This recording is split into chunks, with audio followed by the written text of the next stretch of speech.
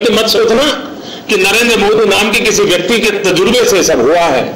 जी नहीं, गुजरात ने जो कुछ भी किया है गुजरात की जनशक्ति के भरोसे से हुआ है। गुजरात आज जहां भी पहुंचा है विकास को एक जन आंदोलन बनाने के कारण पहुंचा है। हर व्यक्ति के हृदय में इस भाव प्रगटाने का प्रयास हुआ है, आओ हम सब मिलकर के गुजरात को आगे बढ़ाएं।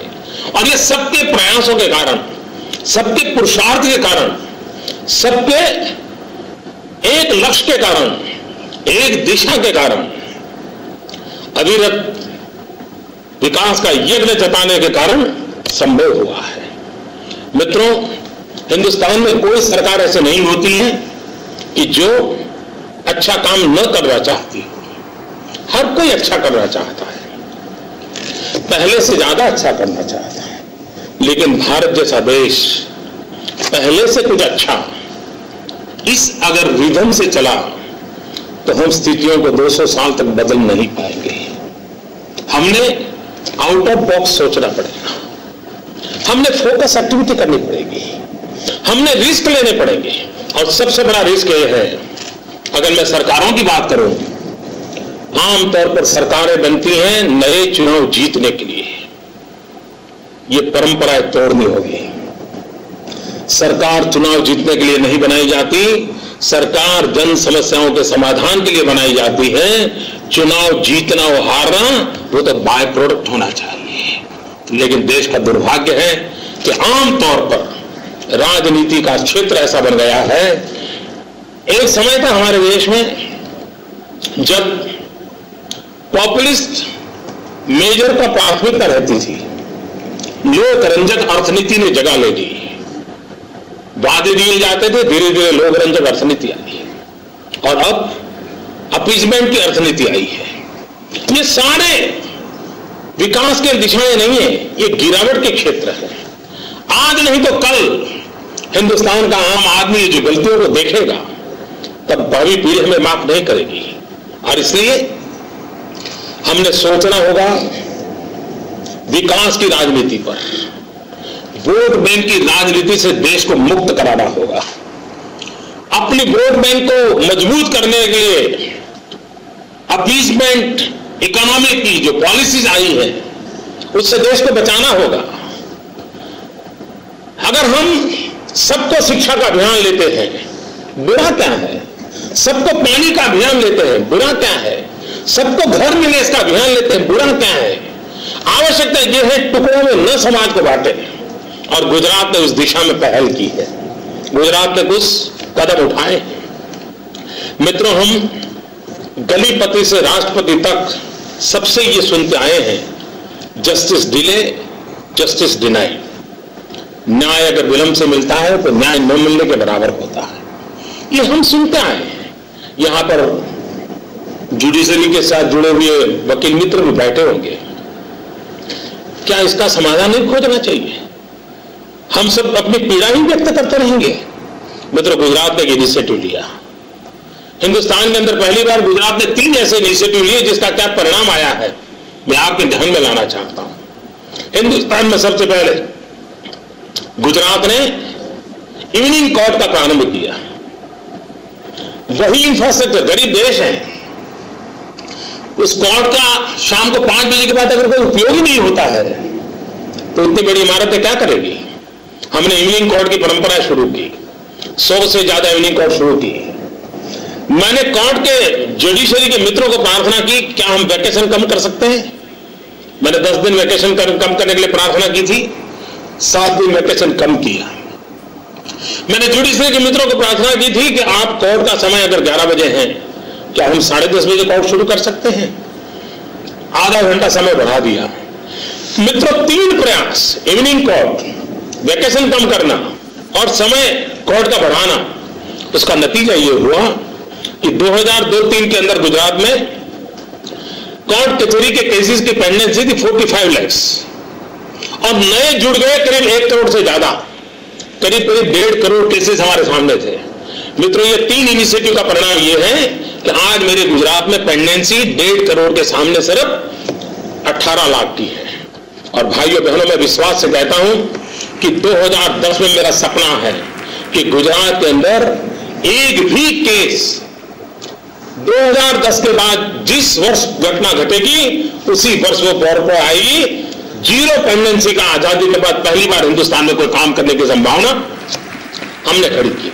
अगर हमने 2 जज बनाए, 2 कोर्ट बनाई, इंफ्रास्ट्रक्चर बनाए, इसी लहजे से चलते तो नहीं होता। आउट ऑफ बॉक्स सोचा, स्थितियां बदल गई।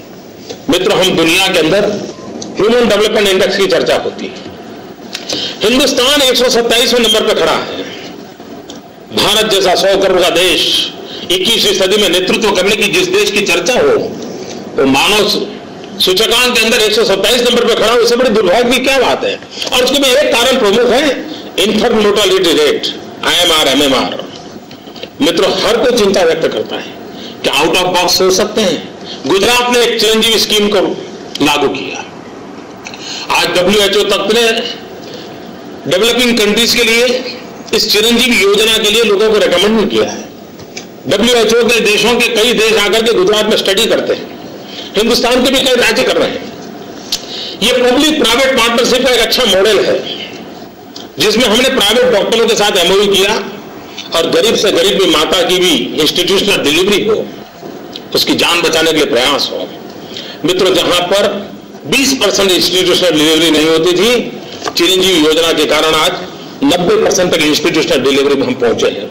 हजारों माताओं की जिंदगी बचा ली है, हजारों बच्चों को जिंदगी बचा ली है। एक स्कीम ने 4 साल के भीतर भीतर मिरेकल किया है और अभी अभी एशिया इनोवेटिव अवार्ड भी मिला इसके कारण गुजरात को। मित्रों, स्कीम के अंतर्गत कोई भी गरीब मां, सगर्भा मां, जिस डॉक्टर के साथ हमारा MOU है, वहां जाकर के अगर अपनी प्रसूति कराती है तो उसका पेमेंट सरकार देती है। उसको अस्पताल जाने तक का ट्रांसपोर्टेशन का खर्च हम देते हैं। उसके पति को अस्पताल में सेवा के लिए 3 दिन रहना पड़े तो उसको 200 रुपया देते हैं। वो मां अस्पताल में रहती है, उसको 200 रुपया देते हैं। मित्रों, ये खर्च का सही उपयोग हुआ और आज उसका परिणाम हुआ है। और मित्रों, 108 की सेवा के कारण आज 7 मिनट के भीतर भीतर गांव के दूर સુધી भी कोई प्रेग्नेंट माता है तो उसको अस्पताल पहुंचाने की व्यवस्था हम कर पाते हैं। मित्रों, अगर हम स्थितियों को परंपराओं से बाहर हट करके नई चीजों को बदलाव के लेकर करते हैं तो हम स्थितियां बदल सकते हैं। मित्रों, हमारे देश के अंदर इलेक्ट्रिसिटी कंपनियां घाटे में चल रही हैं और एक बार तो भारत के प्रधानमंत्री ने लाल किले पर से बड़ी चिंता व्यक्त की थी कि हिंदुस्तान की इलेक्ट्रिसिटी कंपनियों को क्या हो गया है। लाखों करोड़ों रुपयों का कर्ज और ऊर्जा के क्षेत्र में सारे देश को लेकर संकट का माहौल। बड़े बड़े शहरों में भी जनरेटर के बिना जिंदगी नहीं चलती है। मित्रों, गुजरात में भी Gujarat electricity company yearly 2500 crore रुपए का घाटा करती थी, 2500 करोड़ रुपीस। मित्रों, हमने कोई टैरिफ नहीं बढ़ाया, हमने विकास की काम को रोका नहीं, लेकिन आज मैं गर्व के साथ कहता हूं कि गुजरात इलेक्ट्रिसिटी कंपनी है जो 2500 करोड़ ईयरली घाटा करती थी, आज ईयरली 400 करोड़ रुपए का मुनाफा करती है और उसने अपनी सर्विस को सुधार किया।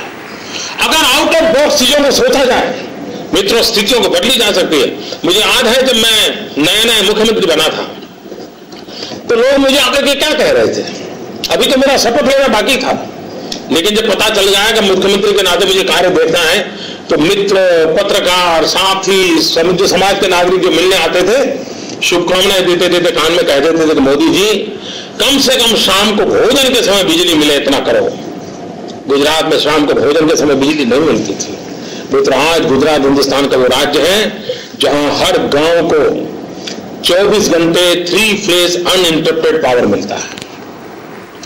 उतनी ही बिजली कोई रातों रात नहीं पैदा नहीं हुई, लेकिन हमने व्यवस्थाएं बदली। मित्र, हम कभी कहते हैं कि सरकार ने ब्यूरोक्रेसी काम नहीं करती है। मैं आपको उदाहरण से बताना चाहता हूं, हमने 1000 दिन के अंदर ज्योतिग्राम योजना को लागू किया 1000 डेज में, और उस 1000 डे के अंदर योजना लागू करने में हमें करीब हमने 56,000 किलोमीटर नया केबल डाला, करीब 30,000 से ज्यादा नए खंभे डाले, 28,000 नए ट्रांसफार्मर डाले। वही मुलाजिम, वही कर्मचारी, वही स्टाफ, वही फाइलें, वही व्यवस्थाएं, 1000 दिन के अंदर इतना बड़ा काम किया और गुजरात के अंदर हर गांव को 24 घंटे बिजली देने में हम सफल हो गए। मित्रों, चीजों को कैसे बदलाया जा सकता है, मैं आपको एक उदाहरण देना चाहता हूं। मित्रों, गुजरात की पहचान कभी एग्रीकल्चर स्टेट के रूप में नहीं रही है।